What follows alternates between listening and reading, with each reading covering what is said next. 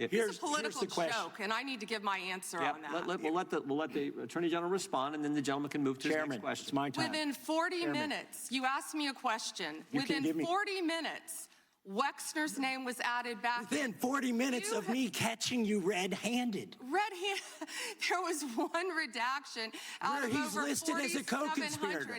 And we invited you in. This guy has Trump derangement syndrome. He needs to get, you're a failed politician. You need to get on to watch this matter. Mr. Chairman, please restore his time and remind the witness of the rules here. There is no credible information. None. If there were, I would bring the case yesterday that he trafficked to other individuals. Is that your position as well? My position is any victim who comes forward, of course, we would love to hear from them. 1-800-CALL-FBI. Did you ask Merrick Garland that the last 4 years? Did you talk about Epstein? I am reclaiming my time. I'm glad you're asking about Merrick Garland. You don't get to reclaim time this is bigger than Watergate. When I don't answer a question the way This goes over 4 administrations. You don't have to go back to Biden. Let's go back to Obama. Let's go back to George Bush. This cover-up spans decades, and you are responsible for this portion of it. Yeah, the cover-up spans decades. Basically the face of it. She thinks she's now the face of the cover-up for this administration, and she can keep trying to talk over people, but that doesn't obscure the fact that she's part of a huge cover-up right now. It was a very helpful display. There's all these redactions. It took them forever to do it. She wouldn't even let him read. Think about this. She would not even let him read the law. She started into her petty little insults because she did not want a United States congressman to read the law that passed the House of Representatives 427-1.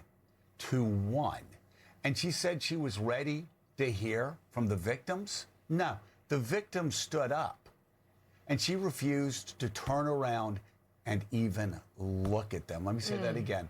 The victims, there were many victims who were there, and Pam Bondi refused to turn around and even look at them. Instead, she comes with these literally 5-year-old insults. If I'm that, what does that make you? Basically, is it a failed lawyer or burned out whatever or Trump derangement? No.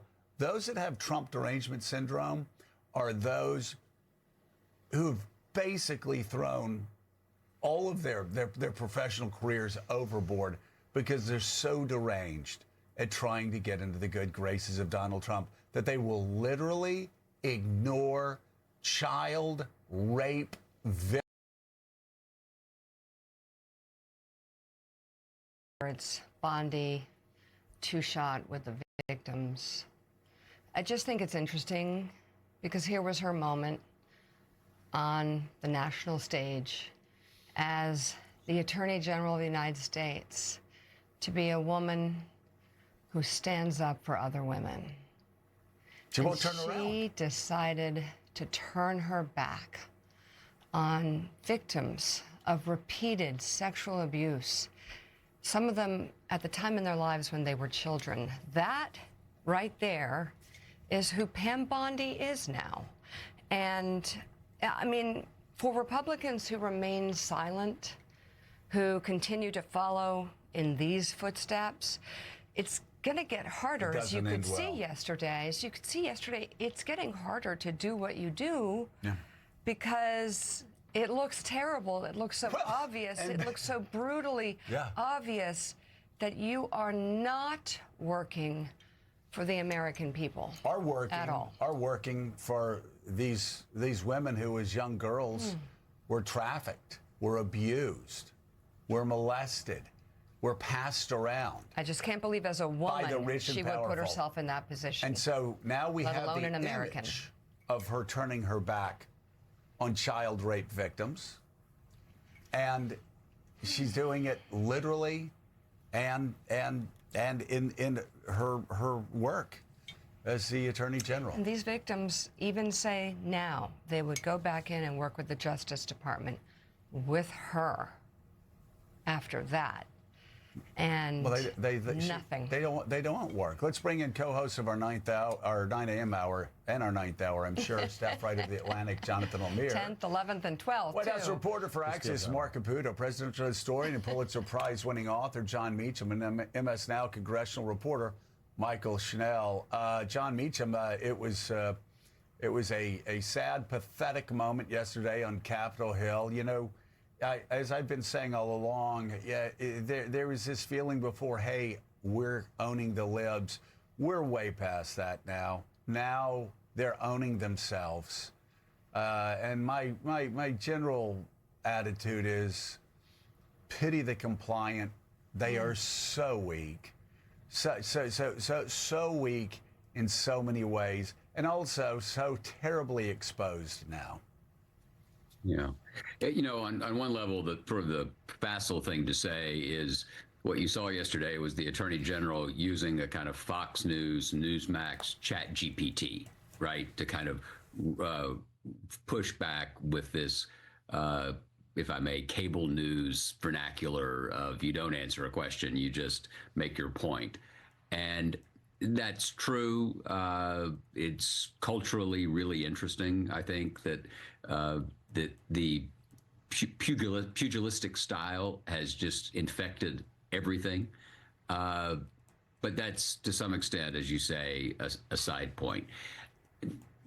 You know, what these folks have to decide is this who they want to be? And is this how they want to be remembered?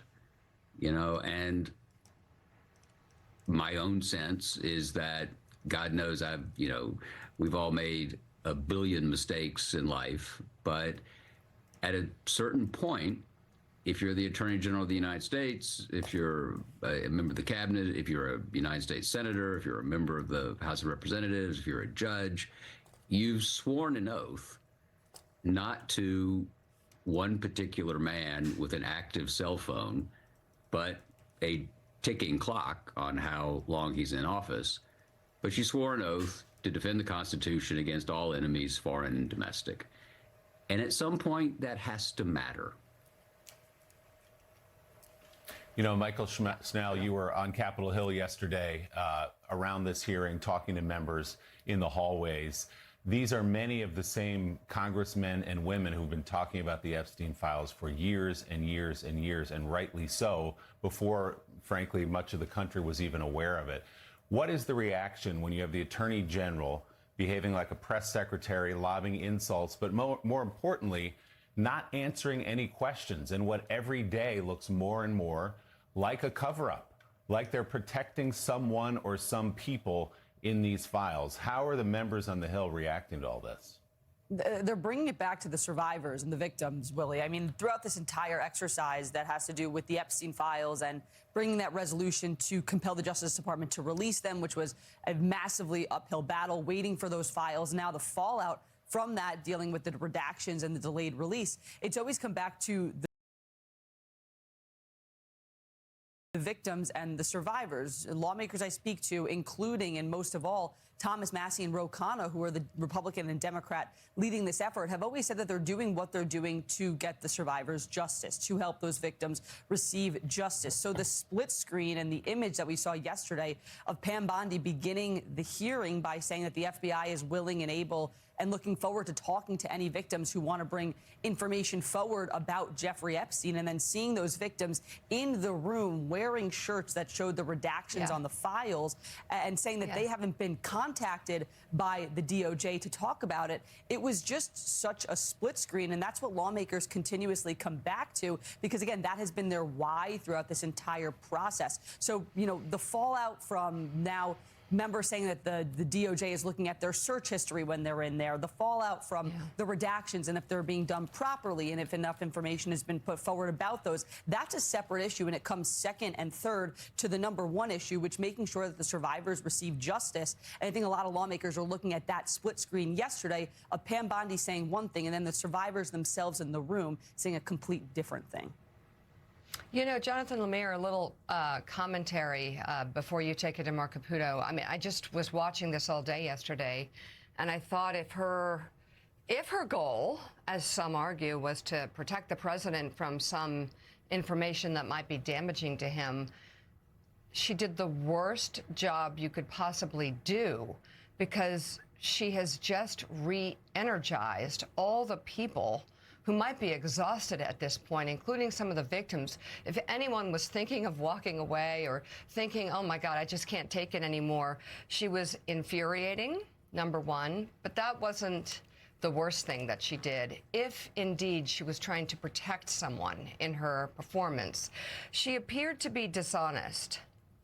And if she was working for an audience of one, she failed, because she just re-energized the entire movement, because she was so unlikable, inept, infuriating, and completely incompetent every step of the way.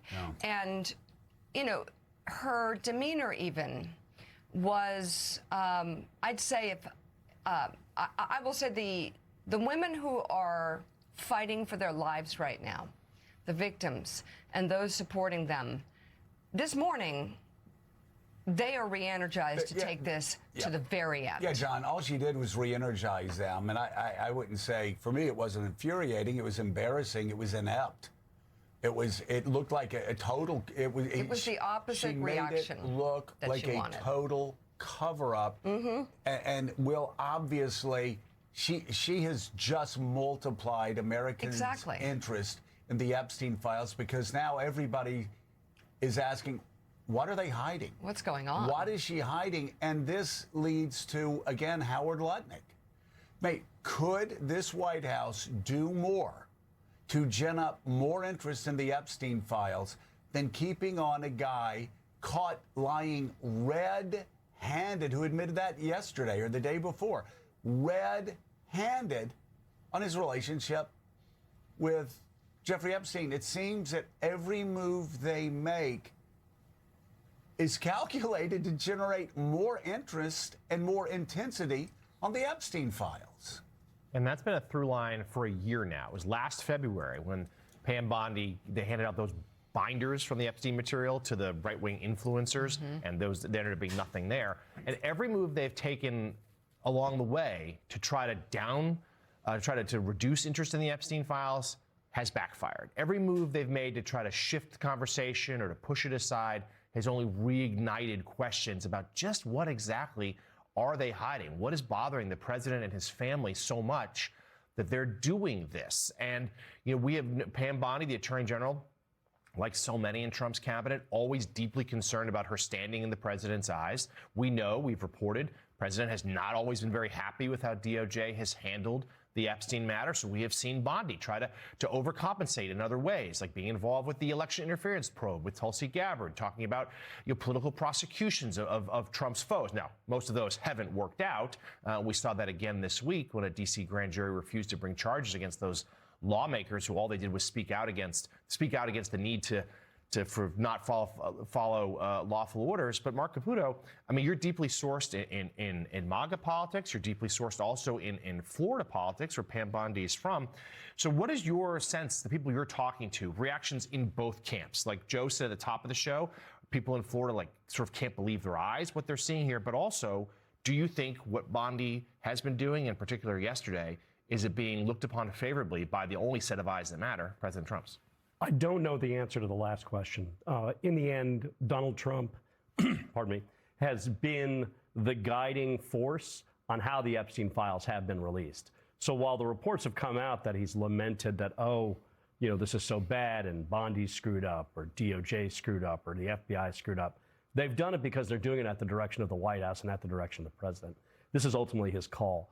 But that piece that Joe had mentioned earlier by your colleague in The Atlantic did hit the nail on the head. Is a lot of people who have known Pam Bondi for years, I've known her for years, covered her in Florida, they have seen her in a different light. And the different light is she serves at the pleasure of the president. And that is what matters most to her.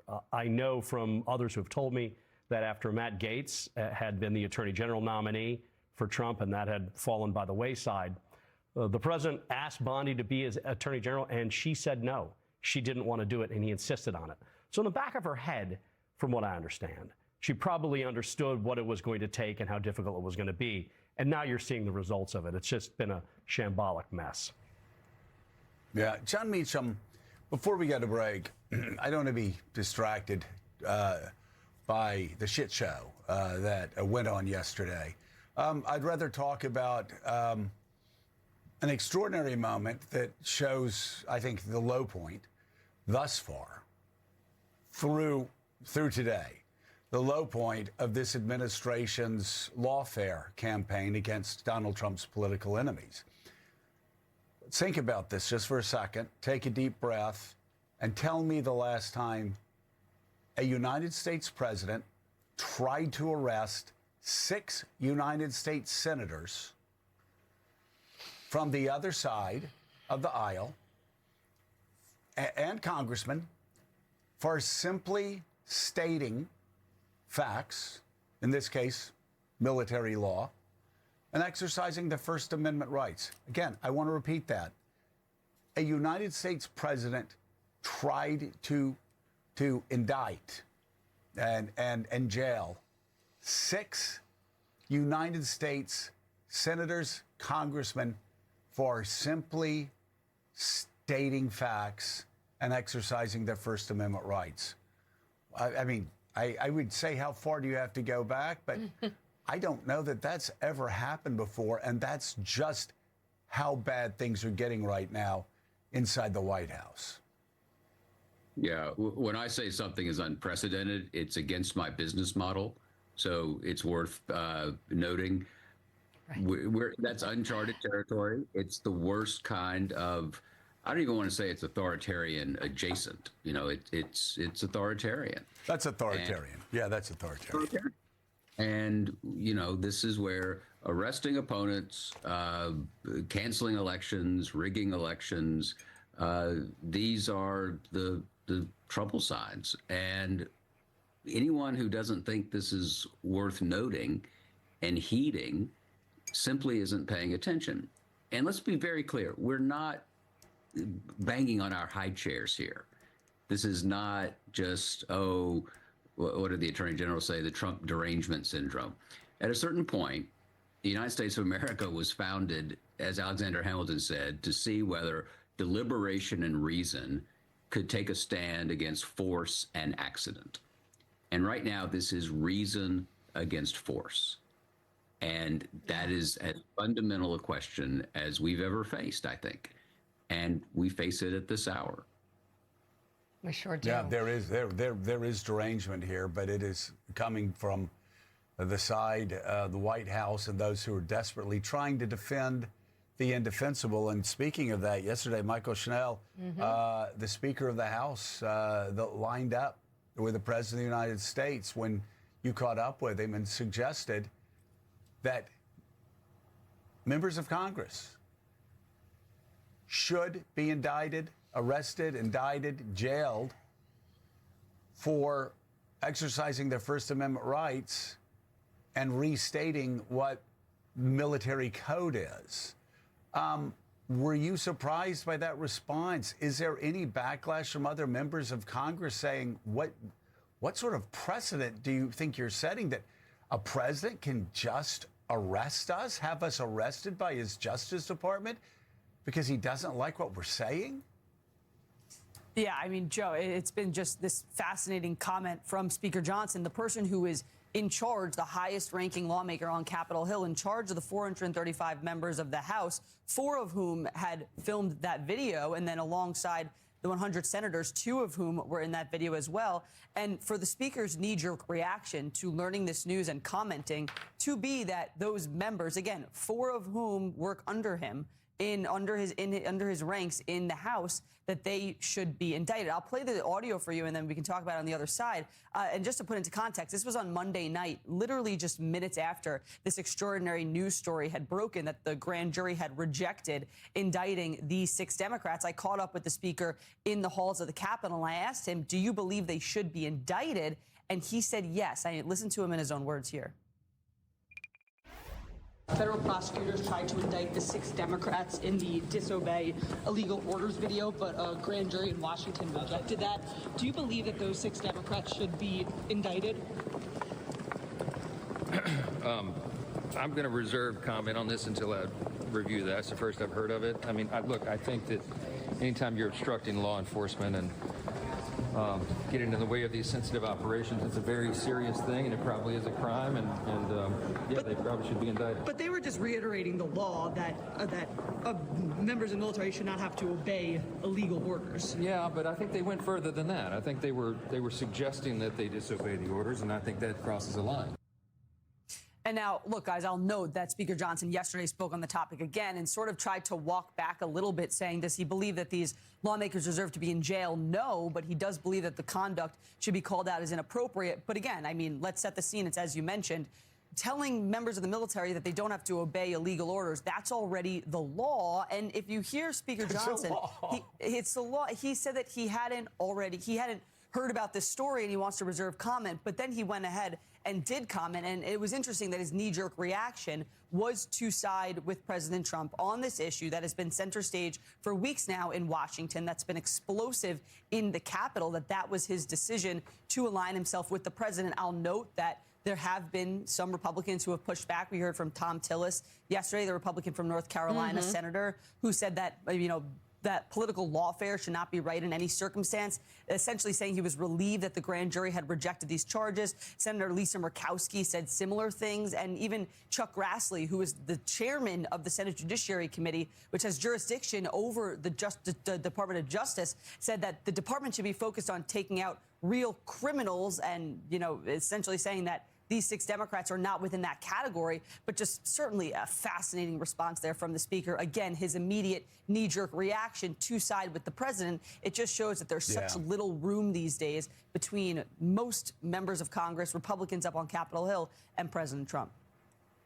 It's so sad and pathetic that he's so scared of one man that he's willing to say that people he works with in Congress should be sent to jail for restating the law. Think about MS Snell, congressional reporter Michael Snell, thank you so much. And by the way, the speaker is saying, John Meacham, we're going to thank you too. Hey, Thanks, John, Meacham. listen, I don't know what your schedule is, but on President's Day on Monday, why don't you come join me and talk about your 3 or 4 favorite presidents, including the one you're working on right now, one of my favorites.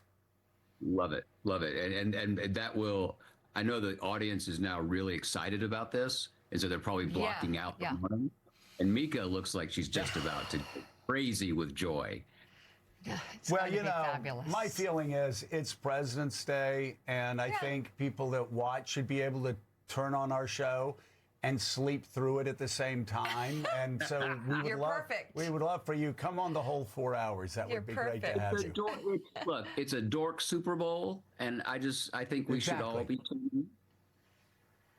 Yes. Yeah, it's our version of the Quite Puppy an Bowl. alternative to Bad All right. Bunny. Thank you so much, John. But again, the speaker, his gut reaction to try to get in the good graces of Donald Trump is to say members who work with him should go to jail.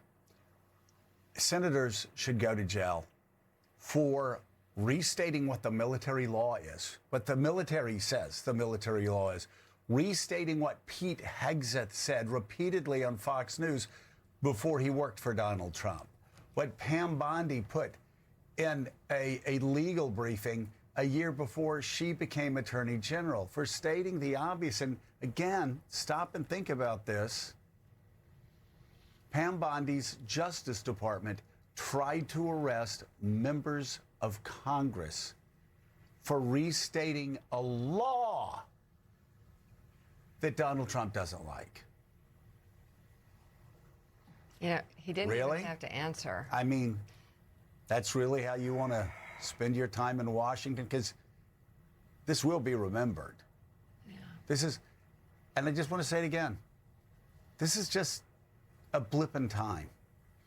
Like Reagan's 8 years, like Obama's 8 years, like Bush's 8 years. We think back on it, blip in time. But we remember those who held themselves high, and we remember those who shamed themselves. Please, please think about what you're doing, not only to your country, but what you're doing to your political party, which is suffering because of this, and what you're doing to your own reputation.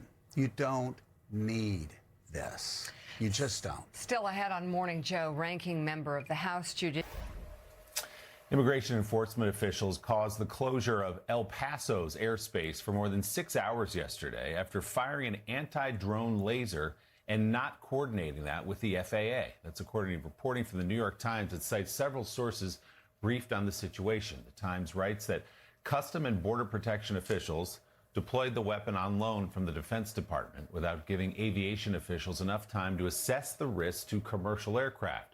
The paper added that administration officials claimed the closure was in response to drones from Mexican drug cartels that required a military response. But multiple sources contradicted that claim, telling the Times the shutdown came after immigration officials used the laser earlier this week without coordinating with the FAA. Sources telling the Times border officials thought they were firing on a cartel drone, but it turned out to be a party balloon. Mark Caputo, you've been reporting on this all day yesterday. We woke up, we're discussing it on the show. Yesterday, there was some concern about, is there about to be a military operation? Are we going to strike drug cartels, the United States military? Very confusing, contradicting claims by different departments of the government. And the FAA saying we had to do this because we didn't know what the heck was going on. What did you find after sifting through all this? Well, I kind of found what you just found is I'm having to reconcile contradictory accounts. The best I can tell is this, is they have this super duper weapon and they deny it's a laser. It's some sort of direct energy weapon. So when I asked, were drones shot down? They said, no, drones were downed, whatever that meant as far as a distinction. And that they had gone out on this exercise actually looking for drones that make incursions with some regularity. They wouldn't tell me the frequency. And here's the rub. Customs and Border Patrol had borrowed this super duper secret weapon from the Department of Defense or Department of War, whichever you want to call it. And at a certain point, the FAA is like, hey, what are you guys doing? Not only can this thing shoot down drones or down drones, it could possibly take down airplanes. And allegedly, I was told by one source, the Department of War or the DOD general wasn't very clear on exactly what was happening. And FAA, unable to get any answers, then made the decision to shut it down for 10 whole days and didn't coordinate that with anyone. Now, why they had to shut it down for 10 days, no one can explain. Why the Department of Defense general, whoever this is, wasn't clear on exactly what they were doing because there was a big airport around and FAA was worried about downed planes, no one can explain. What we do understand is Customs and Border Patrol is sticking by their story, which is like, yeah, sure, we borrowed the weapon and we pushed the button, but it was always in control and under the supervision of the Department of War. So everyone is sort of doing the Washington blame game, and it does look like there's enough blame to go around. But essentially, the administration here hit the rake-stepping part of a crisis management, where everywhere you turn, you step on a rake and you get bashed in the head with it. It just becomes a sort of positive feedback loop of negative consequences, and nothing got better, and the explanations at the end of the day didn't get any clearer. Great. With that, let's turn to international events and this year's Munich Security Conference set to begin tomorrow. It comes amid ongoing tensions with Iran and as Vladimir Putin's war on Ukraine nears its 4th anniversary. Secretary of State Marco Rubio will lead the U.S. delegation is slated to speak on Saturday. We'll be following that. Joining us now, President Emeritus of the Council on Foreign Relations, Richard Haass. Also with us from Munich is the Executive Director of the Aspen Strategy Group, Anya Manuel. Good to have you both. Richard, I'll start with you. Your piece, latest piece on your Substack, the new nuclear challenge. I'm just curious, as we get ready for the Munich Security Conference, how are our transatlantic relations holding up at this point? I think that was a rhetorical question, Mika. This won't be, Greenland-centric like Davos was. But I actually think for Europeans, the degree of alienation from the United States is profound. The bottom line is European confidence that they can depend on us to come to their defense against Russia has faded significantly. And that's the big story. The transatlantic bargain, if you will, the relationship that's worked for 8 decades. Europeans are now looking to themselves. They're worried about the U.S. tilt towards Russia, the latest pressure on Ukraine to sign a questionable deal. I mean, Marco Rubio will be more welcome than J.D. Vance, but it doesn't change the basics. So no, this is a relationship that's essentially broken, and it's a relationship that's based upon confidence and faith. At least it ought to be. You're, of course, as you mentioned, it was last year at this conference when Vice President Vance came in and berated the Europeans, really starting relationship for the president's second term off on a very poor footing. There will be so many topics of conversation. One of them will of course be Iran. Yeah. The Wall Street Journal reporting that the U.S. is sending a second carrier group to the region. Yeah, possibly. So that talks last week happened. The president portrayed them as sort of a success, but didn't really offer any details. He met with Prime Minister Netanyahu yesterday. Again, said no decisions made. What's your read on where things stand there? Well, yesterday's meeting was really interesting for two reasons. One is the president said, I insisted that we not stop trying to find a deal with Iran. One, it was his way of saying the United States and him, rather than Bibi Netanyahu, was going to decide what the policy was. That was a pretty clear dig. And the second thing was this president has not given up on reaching a negotiated outcome with Iran. Problem, the Israelis want to have an outcome, whether it's military or negotiated, that solves, quote unquote, the Iranian ballistic missile challenge. President seems more fixated on dealing with what remains of the nuclear challenge. Nobody's talking, by the way, about the Iranian opposition and all that. And the most recent news out of Iran is gruesome. The idea that these security forces are going into hospitals and killing patients and doctors who are associated with the opposition.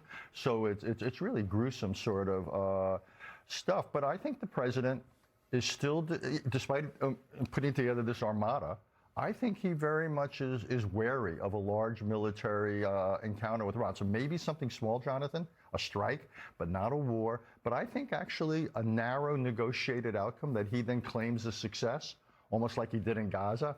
We'll get a narrow deal, and then we're going to claim we got peace, even though we didn't. I would not rule it out here. Anya, you were there on the ground in Munich for the security conference. Secretary of State Marco Rubio will lead an American delegation there tomorrow. How will he and that delegation be received, given the last year, more than that, but really the last year of how the Trump administration has frayed all of its transatlantic alliances? Yeah, it's great to be with you all here from Munich, where the weather is fine and the politics is really turbulent. Lots of conversations here on the ground about whether the CODEL can even come, because, of course, the government may be shut down due to ICE's unmentionable policies. I think Marco Rubio is going to have to really talk about how our relationships continue to be important. You said it, wrecking ball politics. I think there's going to be a lot of conversation here behind the scenes about how U.S. can continue to be a strong ally to NATO, not out of nostalgia, but because our own security and prosperity depends on it. And that's what I'm seeing in all the side events already. Anya, we've heard from American allies in recent weeks and months at conferences like this, at summits, a real change in tone, saying out loud in public now, not just behind the scenes, we have to change the way we look at our relationship with the United States. Prime Minister Carney's speech comes to mind, but he's not alone. What do you expect the tone to be there in Munich this week? I think there's resolve, and there's a lot of standing up to do the right thing. If you saw, Europe has committed $90 billion to Ukraine between 26 and 27. The NATO allies are stepping up, buying arms from the United States to send to Ukraine. So it's unfortunate that it's happening through American bullying, but NATO and Europe are doing what they needed to be doing all along. These are all positive developments, actually. Executive Director of the Aspen Strategy Group, Anya Manuel, thank you very much for coming on the show this morning. We'll be watching. So coming up on Morning Joe, the search for 84-year-old Nancy Guthrie.